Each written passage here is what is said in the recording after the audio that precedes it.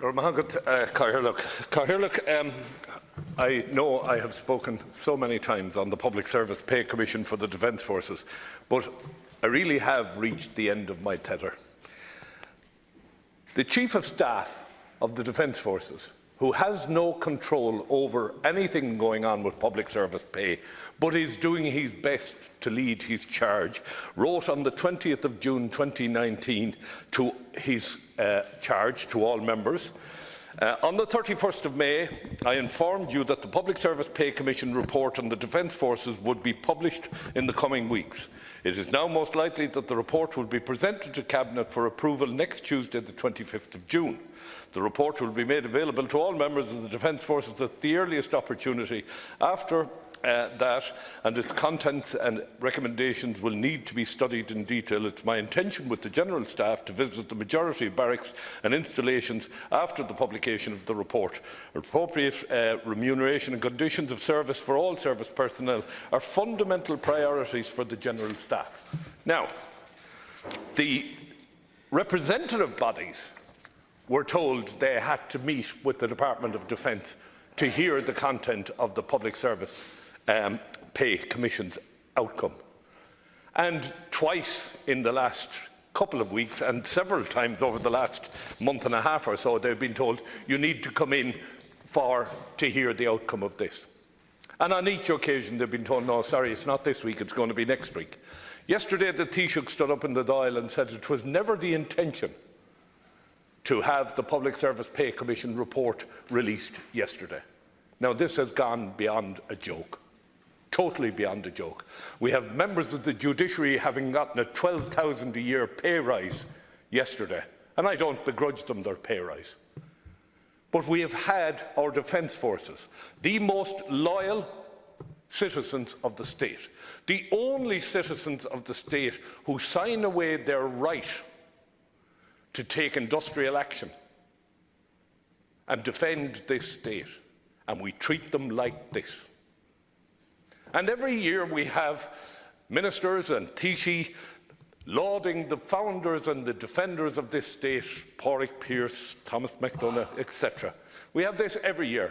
Well, maybe it's time we recognised those who gave their life in the service of this state. And it is my intention now to read into the record the names of every member of the Defence Forces who has died in overseas service. Starting with... You have 15 seconds to do it.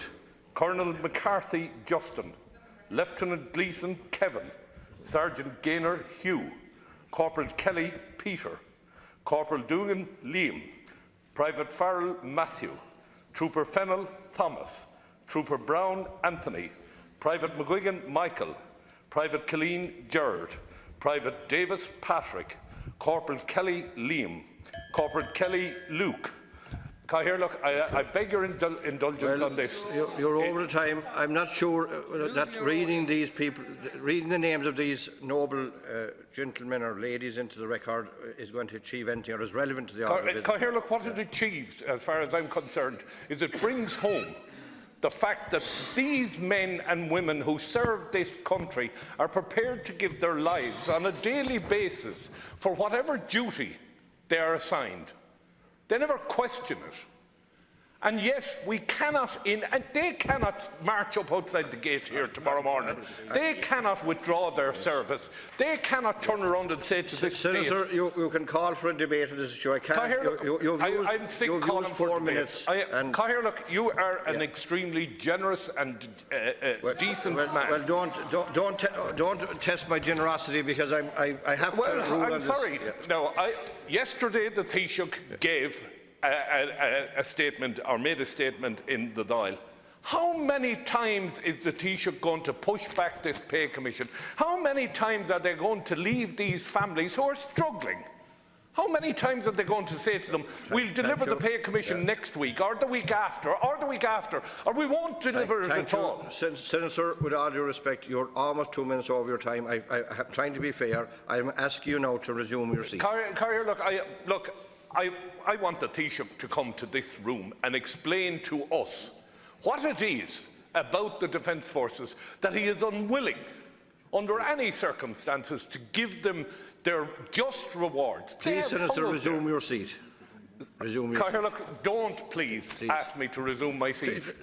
Look, please, you're 2 minutes plus over the limit, and I have to be fair. I rarely rise, and I'm asking you for proper due process in this House, and I'm trying to be fair to, and have been, I think, to most people. I'm asking you on this occasion to resume your seat. Look, I've been disciplined all my life, and I have always obeyed the rules. But somebody somewhere has to disobey. Will you resume your seat, Senator?